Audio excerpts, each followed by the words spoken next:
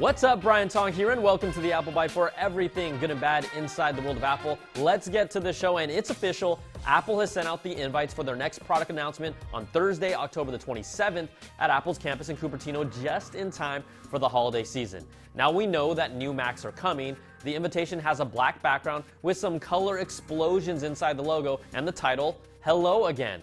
And just to drop a little knowledge on you, Hello was used by Steve Jobs to introduce the first Macintosh back in 1984, and Hello Again was used to introduce the Bondi Blue iMac in 1998. That was SJ's first product announcement after his return to Apple. Now you know. So we've talked about some things that we can expect with the revamped 13-inch and 15-inch MacBook Pros, a thinner design, an all-new OLED Touch Bar, and support for USB-C and Thunderbolt 3. Reports say Apple will be ditching traditional USB ports as well as MagSafe, you know, just one of their best power cord innovations ever, and Thunderbolt 2 as well. Mako Takara reports that Apple will be getting rid of the MacBook Air 11-inch, discontinuing it entirely, but will keep the 13-inch MacBook Air around. Plus, Apple's ultra-thin 12-inch MacBook will still remain in the lineup. It's about time we see a real refresh because the MacBook Pro line hasn't seen a significant design change in over 4 years. That's right, 4 años. And I don't count the Retina Pros as a significant design change. We've still heard no details with other Macs. The Mac Pro, you know, Apple's trash can, ashtray, tissue dispenser, Super Mario pipe-inspired design. It hasn't been touched in almost 3 years. And the Mac Mini has been over 2. It's been a year since the last iMac refresh as well, but we'll see if we see any upgrades for any of these beyond just the normal speed bump stuff. And the one thing I'm curious about, will Apple use this keynote as another moment to talk about courage? You remember. Courage. The courage to move on, do something new that betters all of us. And our team has tremendous courage. They did it with the iPhone 7. Are they really willing to make us use a freaking dongle with our laptop now for no good reason? See, that's not called courage, that's called stupidity. But an Apple product announcement is always exciting, and this one is really one of the few ones where we really don't know too much, and you can watch it all with our CNET Live coverage starting at 9 a.m. Pacific time before the keynote starts at 10 right here on CNET. But we still don't have a date for those Apple AirPods, and I know there are a lot of you that really want them, some of you don't, so we should find out about them by the 27th as well.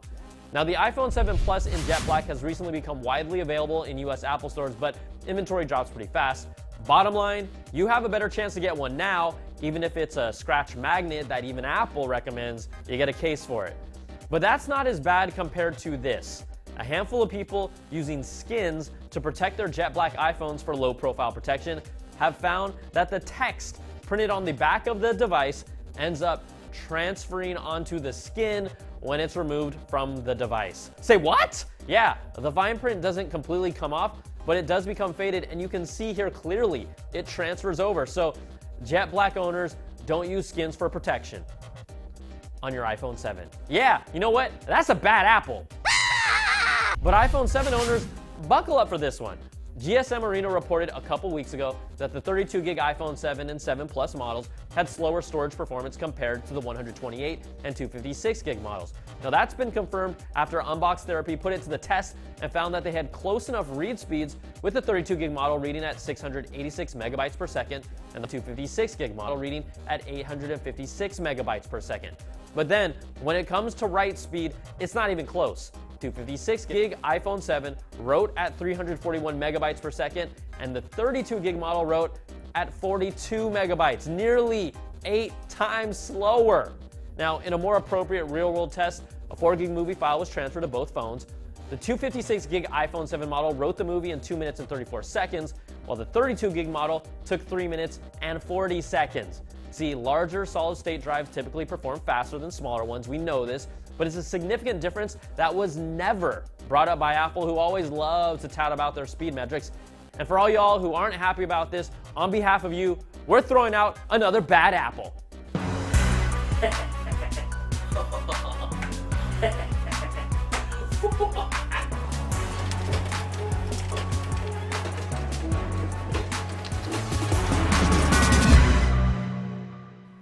Yeah, that's bad. All right, in Apple Watch news, a quiet update to Apple's site confirms that the Apple Watch Nike Plus Edition will launch a day after the new Max keynote on Friday, October the 28th. It brings a standard aluminum casing, its own unique perforated watch bands, and specific watch faces and complications that you really can't get on any other model. They start at $369 for the 38mm and $399 for the 42mm versions. And if you were hoping that Apple could deliver your car for the future in 2020, we've talked about this, think again. The team internally known as Project Titan has refocused on developing an autonomous driving system that gives Apple the ability to partner with existing car makers or incorporate it if they decide to design a car of their own. That's right, Bloomberg reports Apple has significantly scaled back its Apple Car ambitions. That has led to hundreds of people from their team of about 1,000 to be reassigned, let go, or they have left on their own. Now, reports say leadership has constantly changed, the team has been in flux, there's never been a clear direction. Apple has given the car team a deadline of 2017 to prove the feasibility of this self-driving system and then to decide on a final direction. I'm sorry, but Apple, this looks like a lot more than a bump in the road. All right, let's announce our winners for the Kanex GoPower Watch portable battery, where we had over 1,500 responses. The correct answer for what I called 2 iPads joined together was the Maxi Pad. It was really weird because all week I just got messages and people sending me pictures of like feminine hygiene products, and I wasn't sure why. So congrats go to Misha Wright on email. I gotta show love for the ladies here. And at Sean Patrick R on Twitter, who put Nostradamus on a magic carpet, and I'm sure he appreciates that. All right, that's gonna do it for this week's show. You can email us at theapplebite@cnet.com or tweet me at Brian Tong. Thanks so much for watching. We'll catch you all next time for another Bite of the Apple.